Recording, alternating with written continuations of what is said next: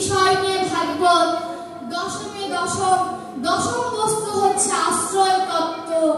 এই আশ্রয় তত্ত্বকে ঘিরে আমার এই রাস বৃন্দাবন লীলায় প্রবেশ করার আগে এর জন্য এই রাসকে আস্বাদন করতে হয়। বলতে পারেন বাবা যে রাসকে আস্বাদন করলে কি হবে? তুমি তো রাধা কৃষ্ণের মিলন দেখিয়ে দিয়েছো। তুমি যে বলছো মদনকে কৃষ্ণ পরাজয় করেছে, এই মিলন দেখে তো মনে হচ্ছে না নারী পুরুষের মিলন হলে সেখানে কাম কামনা থাকে, তাহলে মদন তো সেখানে অবশ্যই ছিল। শ্রীধর বললেন যে যে কথা বলে সে মূঢ়। ওই রসিক বোঝে রসের কথা, মূঢ় ব্যক্তি কিন্তু কখনো রসের কথা বোঝে না। রাধা রানী কৃষ্ণের বাম অঙ্গ থেকে সৃষ্টি। রাধা রানী আরাধ্য শক্তি, লাদিনী শক্তি, স্বরূপ শক্তি, চিৎ শক্তি, লাদিনী শক্তি। এই তিনটি হচ্ছে ভগবানের বিশেষত্ব। তার মধ্যে লাদিনী শক্তি হচ্ছে আমার রাধা রানী। নিজেকে নিজে আস্বাদন করেছে, এর জন্য এখানে মদন প্রবেশ করতে পারেনি। মদন শিব ঠাকুর, মদনকে পুড়িয়ে দেওয়ার জন্য তার নাম হয় মদন দহন। দহন মানে কি? দহন করে দিয়েছে। শিব ঠাকুর তার কাছে হেরে গিয়েছে বলে তাকে আগুনে নিক্ষেপ করেছে, এর জন্য তার নাম হলো মদন দহন। মদন তখন বলে আমাকে শাস্তি দাও আর যাই দাও, তুমি তো হেরে গেলে। আর আমার কৃষ্ণ হচ্ছে মদন মোহন, মদনকে জয় করেছে। এখন রাস মঞ্চে মদনের সাথে যুদ্ধ করতে গেলে রথের প্রয়োজন। এই রথটা হচ্ছে আমার গোপিকাগণ। আমার গোপিকাগণের মতো কাম আছে। কি কাম? কৃষ্ণ কামনা। কৃষ্ণ কামনা যার মধ্যে থাকে সেই কাম, ওই যে ইন্দ্রিয় রাম আর আত্মরাম গীতার মধ্যে আছে। আত্মরাম হচ্ছে আমার ভগবানকে চাওয়ার, ইন্দ্রিয় রাম মানে ইন্দ্রিয়ের অতীত, ইন্দ্রিয় যাহা চায় তাহাই করতে মন চায়। আমার আত্মরামের শিরোমণি হচ্ছে আমার ভগবান শ্রীকৃষ্ণ। সেই রথ যখন গোপিকাগণ হলো, মদন তার পঞ্চবাণ নিক্ষেপ করতে করতে হেরে গেলেন এবং মদন শেষে কথা দিলেন যে রাসকে অন্তর থেকে আস্বাদন করবে, মদন তার ভিতরে প্রবেশ করবে না। এখান থেকে এর জন্য রাধা কৃষ্ণের যে মিলন আর এই জগতে স্বামী স্ত্রীর মিলন, বন্ধু বান্ধবের মিলন কিন্তু এক নয়। অন্তর দিয়ে দর্শন করতে হবে, কিন্তু এই ভাগবত আস্বাদন করার জন্য রসিক হতে হবে, ভক্ত হতে হবে, তার কাছে স্পষ্ট। যেমন আমরা এখন ছবি দেখি, বস্ত্রহরণের ছবি দেখায়, অনেক বড় বড় রাধা কৃষ্ণ দিয়ে। বৃন্দাবন লীলা করেছে ভগবান 10 বছর 8 মাস, তারও আগে করেছে রাসলীলা। একটি ধরুন 10 বছরের একটা ছেলে মানুষ বোঝে কাম কামনা বলতে কি বলে? বোঝে না তো। তাহলে এই যে বড় বড় রাধা কৃষ্ণদের টিভি সিরিয়াল দেখায় বা ছবি দেখায়, এগুলোর জন্য কিন্তু বিধর্মীরা আমাদেরকে অনেক কিছু বলার সুযোগ পায়। এই ছোট অল্প বয়সে দেখবেন রাধা কৃষ্ণের প্রেমটা কেমন। নারী পুরুষ বিবেচনা করেও যদি লীলাটা দর্শন করেন, তারপরেও ছোট বাচ্চারা দেখবেন ওই বউ সাজে, বিয়ে করে, হাড়ি পাতিল দিয়ে রান্না করে, তারপরে ওদের মধ্যে বিয়ে টিয়ে সকল কিছুই হয়। বাসন কি কখনো হয়েছে? বাসন কি বোঝে ওরা? বোঝে না তো। তত্র রাধা কৃষ্ণের প্রেমটাও তত্র। তারা প্রেম আলিঙ্গন করে, তারা কাম কামনার আলিঙ্গন করে না। এই যে আমরা আসলে এখন সবাই বসেছি, কে নারী কে পুরুষ এই ভেদাভেদটা এখান থেকে বের হয়ে গেলে এর ভিতরে সকলেই নারী, আমিও নারী। যার কথা আলোচনা করছি সে হচ্ছে আমার প্রাণ গোবিন্দ, পরম পুরুষ।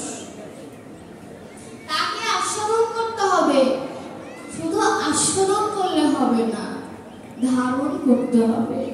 এই যে রাসলীলা সম্পর্কে এই কথাগুলো বলতে বলতে কত কিছু আলোচনা করলাম। গদাধরকে আমার জানা দরকার ছিল? দরকার ছিল না। অদ্বৈত মহাপ্রভুকে জানা দরকার ছিল? দরকার ছিল না। তারপরও কেন বললাম? আমাদের ভাগবতটা একটি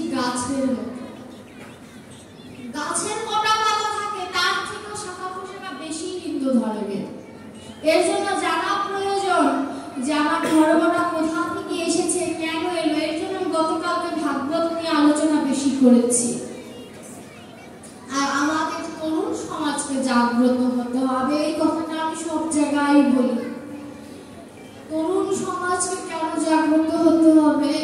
এই যে আজ আমরা এখানে কত মায়েরা, বাবাদের সংখ্যা কম, মায়েরা কত মায়েরা এসেছে। আমার বয়সে কজন মেয়ে এসেছে একটু হাত তোলো তো। 2-3 জন তো দেখছি না, একজন হাত তোলেনি, ওই পাশে 2-1টা মেয়েকে দেখছি।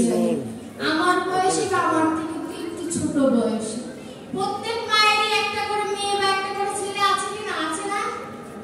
আছে তো। কারোর বিয়ে হয়ে গেছে বা কারোর বিয়ে হয়নি। যাদের ছেলে আছে তাদের ছেলের বউ আছে। কজন ছেলের বউ এসেছো? কজনের মেয়ে এসেছে? আমার মতো মেয়েরা কেন আসেনি?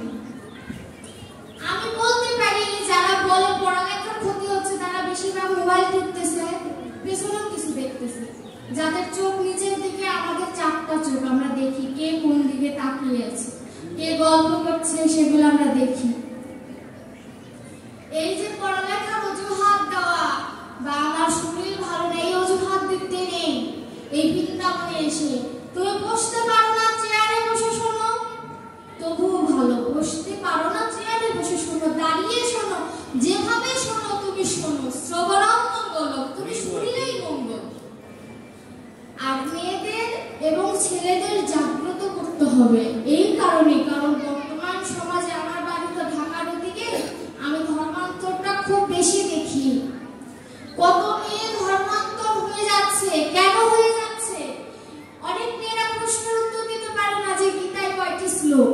এমন একজন ভক্ত আমি পেয়েছি যে গীতার ভাগবত এক বস্তু, এটা ভক্ত, একই বইয়ের নাম দুটি।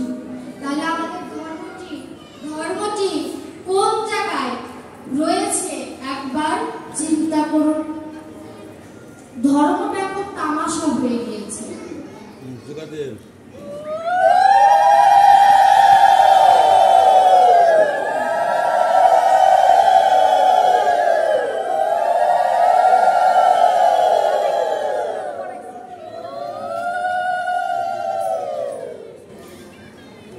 সমাজকে জাগ্রত করতে হবে।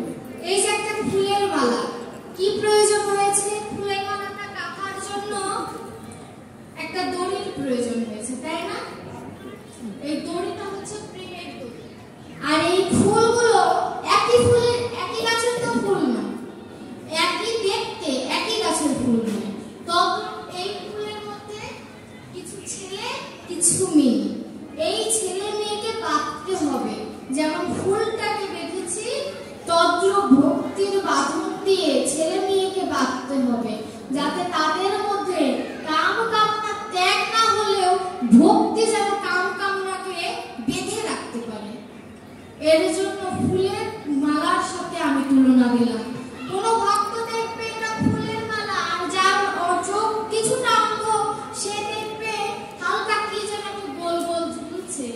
আর যে একেবারে অন্ধ সে যদি কখনো ফুল না দেখে এটাকে সে সাপও ভাবতে পারে। যার চোখ যেমন সে দেখেও শেখাবে। কৃষ্ণ নাম যার কানে যেমন কান, সে কৃষ্ণ নামের ধ্বনি তেমন ভাবে শুনে। এর জন্য এই ফুলের মালাটাকে দেখে একবার অনুধাবন করার চেষ্টা করুন যে এই ফুলের মালাটার মতো যদি জীবনটাকে করা যায়। এই ফুলের মালাটা যদি আমরা ছিঁড়ে ফেলি তাহলে কিন্তু ফুলটি ছিন্ন বিচ্ছিন্ন হয়ে যাবে। তন্ত্রকলা মানব জীবনটাও তাই। ভক্তির ফুলের মালায় যদি বেঁধে থাকি তবু গোবিন্দ কৃপা করে তাকে মৃত্যু সজ্জার থেকে বিরত রাখেন। আর ফুলটা একেবারে সিঙ্গেল হয়ে থাকে তাহলে তো সেই ফুলের কোনো অস্তিত্বই থাকবে না। দেখবেন কোনো ভক্ত যদি বিয়োগ হয় অর্থাৎ মারা যায় বা পেয়ে যায়, তার ঘরের চতুর্দিকে কত বৈষ্ণবেরা তাকে দর্শন করতে আসে। মারা যায় এই কথা কিন্তু বলে না, বলে বৈষ্ণব বিরহ। আর একজন সাধারণ মানুষ মারা গেলে ওই অমুক মারা গিয়েছে, নামের মধ্যে কথার মধ্যে কতটা মায়ের প্যাচ চিন্তা করুন। এই পৃথিবীর মধ্যে স্বর্গ নরক কে বলেছে তা বহুদূর। কবির ভাষায় বলে না এই পৃথিবীর মধ্যে স্বর্গ নরক, এই স্বর্গ নরক থেকে স্বর্গ বেছে নিতে হবে, তার থেকে অতি উত্তম যদি মোক্ষকে বেছে নিই। মোক্ষকে যদি একবার বেছে নিতে পারি তাহলে কোনোদিন এই মানব জন্মে আর ফিরে আসতে হবে না। যদি ভাবেন যে মরবো না, তাহলেও ভুল কথা। কি বললো? মরণ কারো কথা শোনে না। ও যে যেথায় সেথায় যখন তখন সদাই দেয় হানা, মরণ কারোর কথা শোনে না। বেঁচে আছো এই আশ্চর্য, দেহে নেই কোনো ব্রহ্মচর্য, দেহে থাকতো যদি একটু ধৈর্য, ঐশ্বর্য আর গায়ে ধরতো না। মরণ কারোর কথা শোনে না। মরবে বলে মনে রেখো, বেশি দিন বাঁচিবে দেখো, তুমি কথার মতো কথা শেখো, ওই মরণের দিন যাবে জানা।